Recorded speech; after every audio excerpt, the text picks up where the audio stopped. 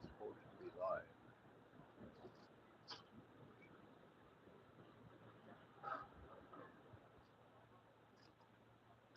Yeah, that's live.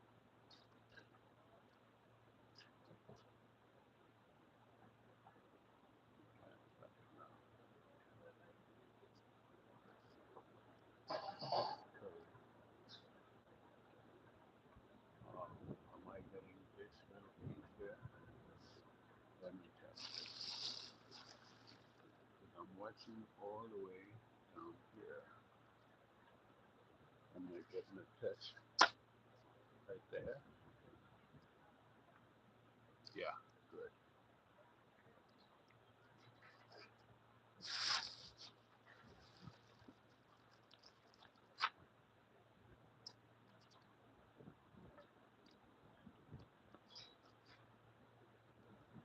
So guys, if that's just about right, we are here this morning, and it's just about, what do we have now? It's just about what's that? 8:59, exactly 9 a.m. in New York City Eastern Time, and we are looking at live at the back, in my background here, the New York Supreme Court, uh, one 160 Center Street. Um, and this is where all the guns are, all the big judges, all the great people, all the AT&T corporates, all of the financial giants and everything, all of the master media and all of that.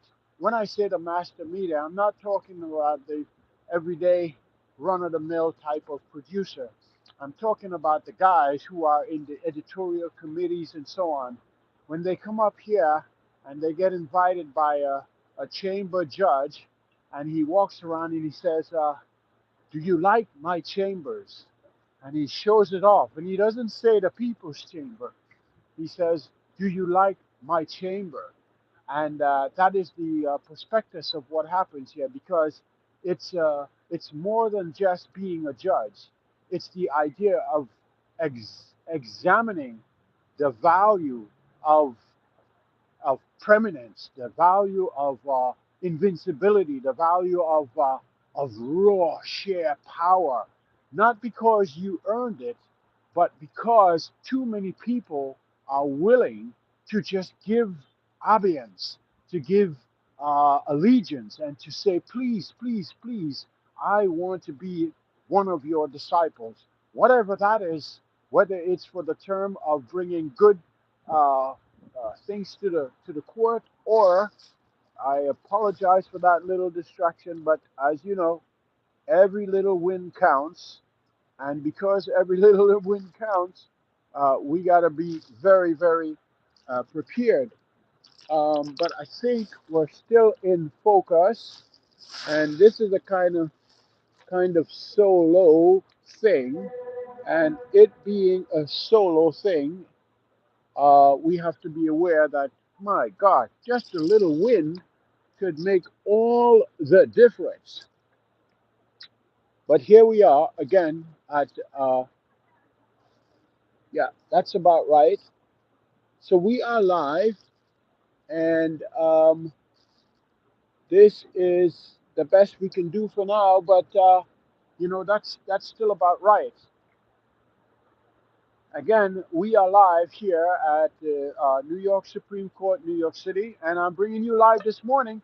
And I'm going to get to the crust of why we are here. Really, I am here to give you a sneak peek into the outcomes and possibilities of Foster versus Gildred.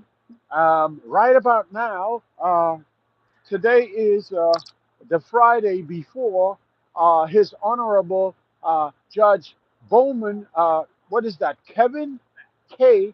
Blaine, is going to sort of culminate his, his, his, his, his compulsory note. Usually when a judge of his examination puts together something, it's supposed to be compulsory, meaning the way it's put forward, there is so much underlying psychology behind it. You know, this judge has a very unique approach to his servicing the community, albeit servicing himself, but that's left for another subject. Um, Servicing the community. And in servicing the community, his goal is to look, I know this. I have been in this from all different angles. And I'm not holding the seat of a senior judge, 40-year plus, just because this is a game. This is not your Warcraft. This is not your fancy little video game where you can virtualize and get all excited and become a headmaster or a great judge or something. No, this man is identifying with his experience, and because he's identifying with his experience, he also put his experience to the test. And mind you, when he does put his experience to the test, it doesn't have to be on or within written orders. In most cases, his experience to the test is probably over a cup of tea at his home, probably sitting at a dining table with his better half and all of the above. You see, but in the interim of what are we going at here? Because you know, this is Michael Foster, and I've been known to be the rambler, right? And I try not to be too disjointed, but if you follow me, you'll realize that there is some connection here. Um, so I get used to that terminology. Oh my God, that thing's just stuck in my head. You know, oh, he's a rambler. He's disjointed. And what's the other term? Rambler, disjointed, and incoherent. Oh boy, that thing sounds like an ingredient to a soup. You know, I mean, you cannot finish it without incoherence. And that exemplifies someone who is naturally, oh my God, that person, whoever that is, or whatever group it is the best example for personifying insanity, man. All right. So, anyways, so we're given a sneak peek into what's going to be possibly come next week, and actually next week is going to be exactly around this time on well, this time New York time, but in a couple hours it's going to be San Diego, California time at San Diego Superior Court. Now, this is a wonderful building. I've been there at the foot of the building, by the way, and I haven't had the privilege of being inside the San Diego Superior Court, but I would imagine the chambers are probably better than over here. You know, our chambers over here gives off an attitude, not essentially for the aesthetics. You wouldn't see a large photo of a bear and a fish in any of these chambers. As a matter of fact, from my recollection, I do not remember seeing any um, images or photos of self-depicting photos of any of our judicial officers here. Not at all. Then and again, San Diego is a completely different place, and California altogether in terms of its judicial processing and so on. Everything from its oversight. You know, sometimes I think, um, who is oversighting the oversighers, right? Because we put so much power in the oversight, but the oversight cannot oversee anything unless it's a part of the thing that it's supposed to oversee. So it puts us in a very, very kind of, well, that is a complex situation because that layer of complexity really drafts us to saying, well, are we a fool in our own world? Because it's like, okay, we have an oversight committee and we have oversight commission and we have advocacy groups and everything. But the goal of these oversight committees and these oversight advocate groups and all of that is really to be a part of the same thing that they're supposed to be advocating against and oversighting towards. Um, so this is where the complexity comes in. But somehow, at the end of all of this drama, we are able to come up with something that we could consider by way of percentile of value, and that it's relatively palatable, meaning we can consume it, and it's, well, it's democracy. it's not so bad. That's a manner of speaking. All right. So the the thing about Mr. Bowman or His Honorable Bowman, I did a thing on what they call it, the something room, something that actually illustrates your support or your not your support for various judges and so on. And I actually gave the guy a number 9 out of 10.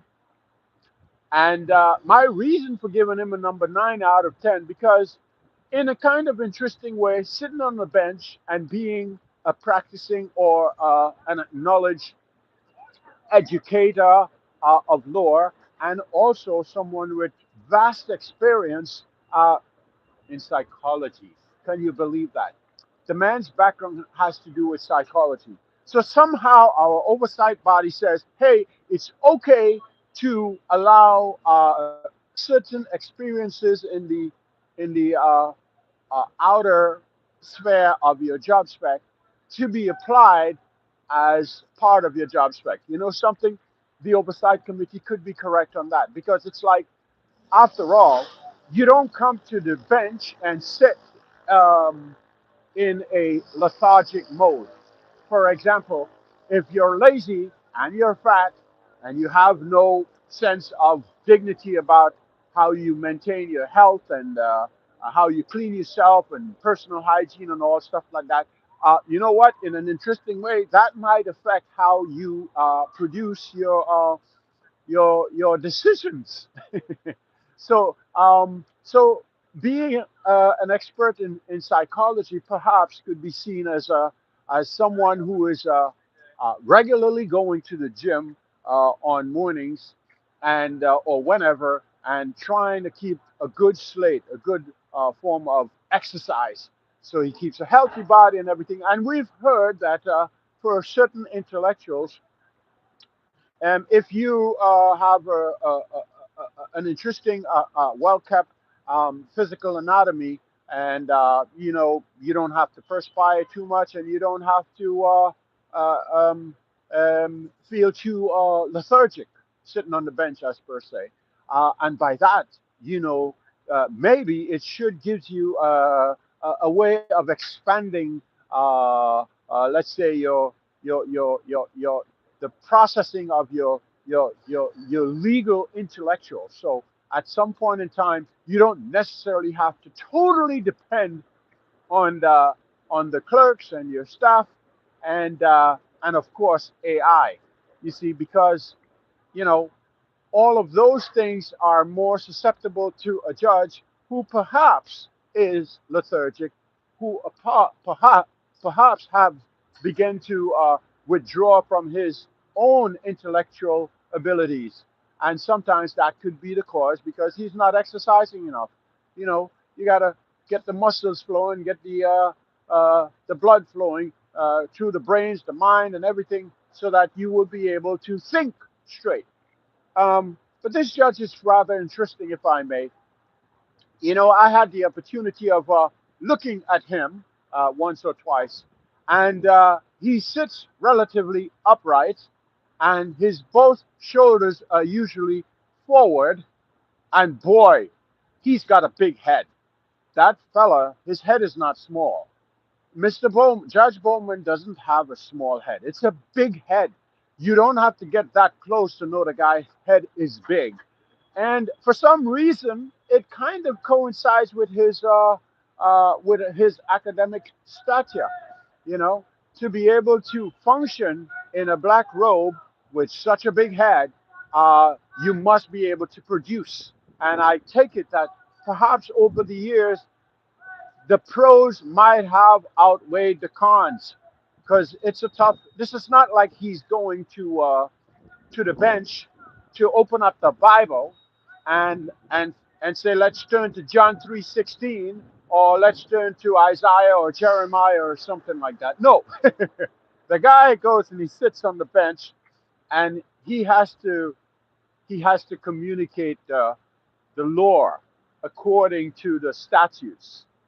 And boy, sometimes it's better just to stick to the black and white of it, because frankly, the black and white of it was prepared by the same incoherent rambler, disjointed lawyer or pro se that is standing before you.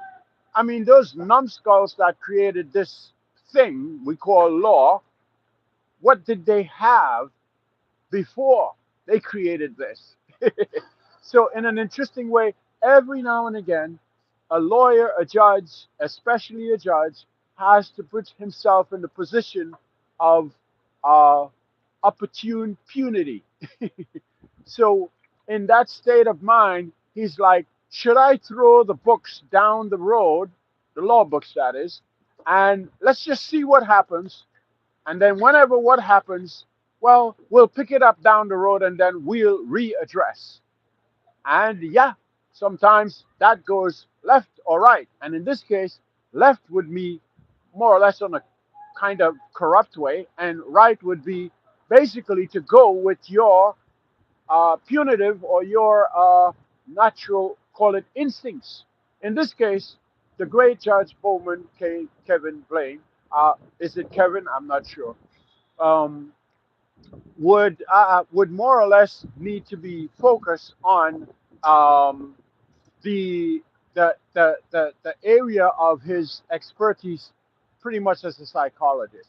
So being a psychologist, I think, giving him the benefit of the doubt, God have mercy, I'm giving people the benefit of the doubt this morning, but giving him the benefit of the doubt, I would give it to him that he would pretty much go on the side of the kind of human natural behavioral concepts, rather than go into the corrupt scenario. Because I imagine if he had gone into the corrupt scenario, he'd probably have a few bags of coins picking up at his gateway every now and again. It would have a special code or something like that. And well, either way, he still has the option to maintain a certain level of independence, because he is the man when he sits before his table or in his chambers. So my point here is that yeah, the whole concept of throwing the books uh, down the road and then you pick it up later, sometimes that is necessary. Because why it's necessary? Because every now and again, the very same act or law needs to be reformed. And it being reformed, somebody has to take a risk and say, hey, this needs some taking care of.